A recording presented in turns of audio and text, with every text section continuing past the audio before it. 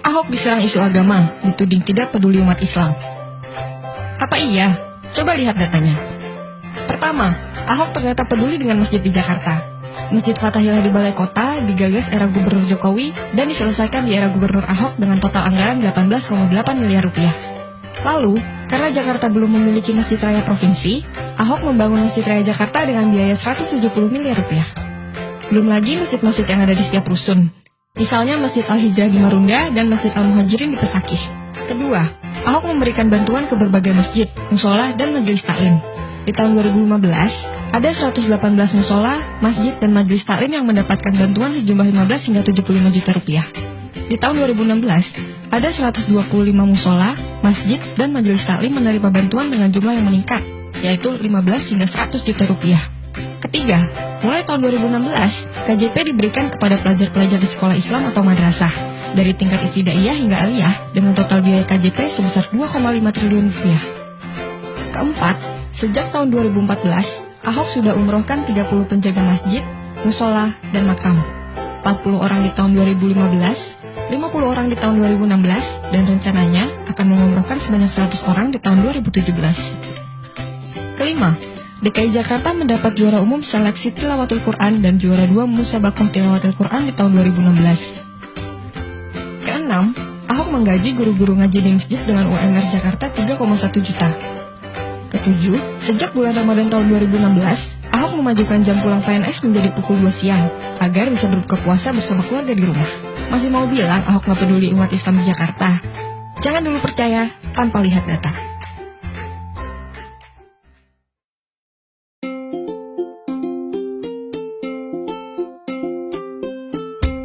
Halo, gue lagi di daerah Sunter sekarang. Gue hari ini mau buktiin katanya foto-foto yang beredar di media sosial tentang kali yang bersih itu hoax semuanya. Sekarang kita buktiin dari pertama tempat kita berdiri sekarang ada di daerah Sunter.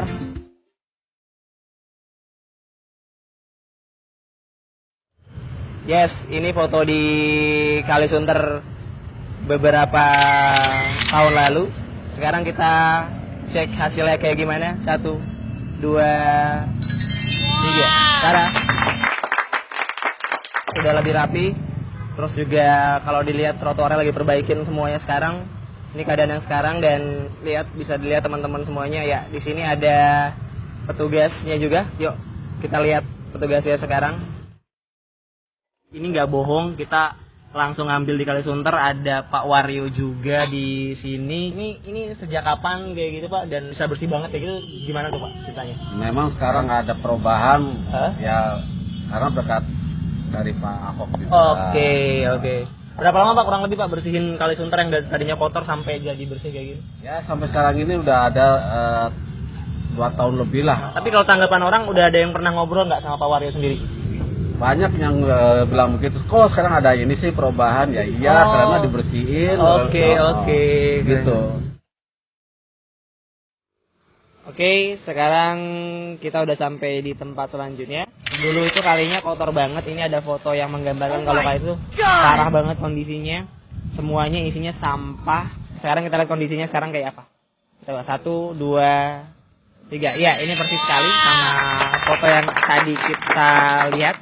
Dan sekarang kondisinya sudah cukup lebih baik. Walau memang masih ada sedikit sampah yang ada di kali, tapi ini udah lebih baik lah dari kondisi sebelumnya.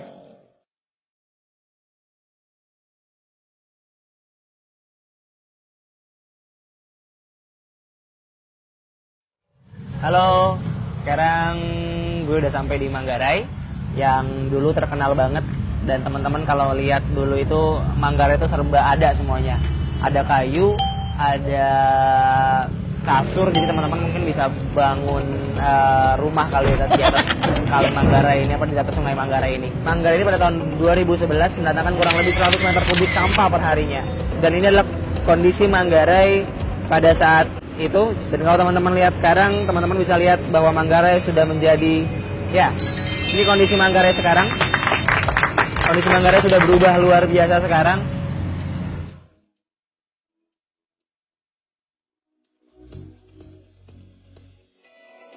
Sekarang gue udah sampai di Danau Sunter. Dulu itu banyak banget tanaman eceng gondok di sini yang nutupin hampir seluruh wilayah danau di sini.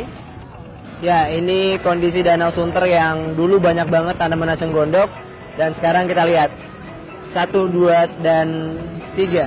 Wow. Ya, teman-teman bisa lihat di sini sekarang posisinya.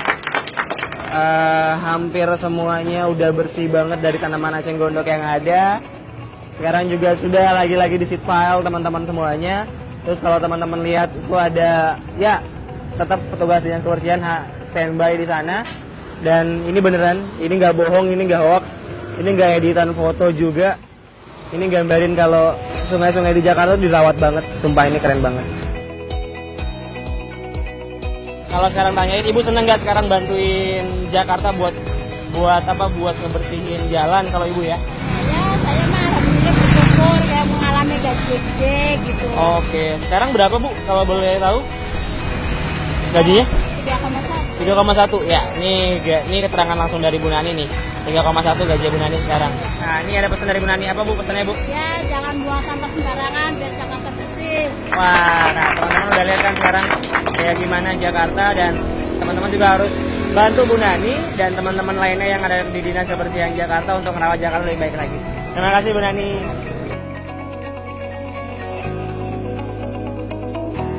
Dan teman Ahok mengajak teman-teman semuanya untuk melestarikan, menjaga, serta tidak melanggar aturan yang ada di Jakarta sekarang.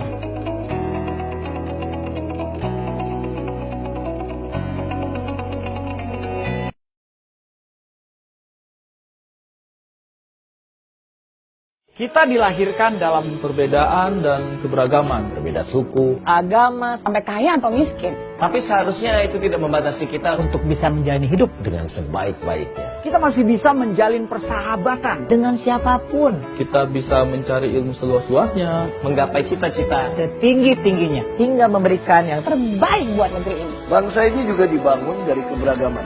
Tapi Kita sudah bersumpah untuk menjadi satu. Selamat Hari Sumpah Pemuda.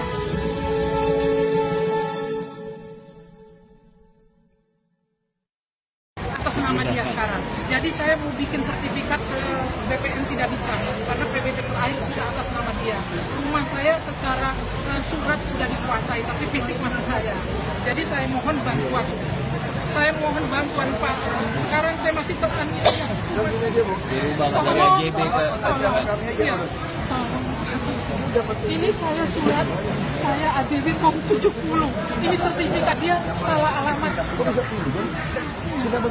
Ini sertifikat dia salah alamat. Dia di RT 8 RW tidak ada nomor. Dia beli sama mafia tanah. Saya AJB tahun 70. Kan saya bapaknya ketua RT, suami saya pinjem 2 kali datang ke rumah dirayu-rayu tanpa ada saya di ini belinya sama mafia tanah. Iya, ini surat saya Pak tahun 70. Saya pakai pengacara urusnya. Iya. Biar diurus sama suami saya meninggal perkara ini 20 bulan Pak. Sama ini biaya. Saya hanya minta kantor PBB itu membalikan nomor NIP suami saya dari lawan saya, itu saja. Jadi saya bisa sertifikat hanya itu.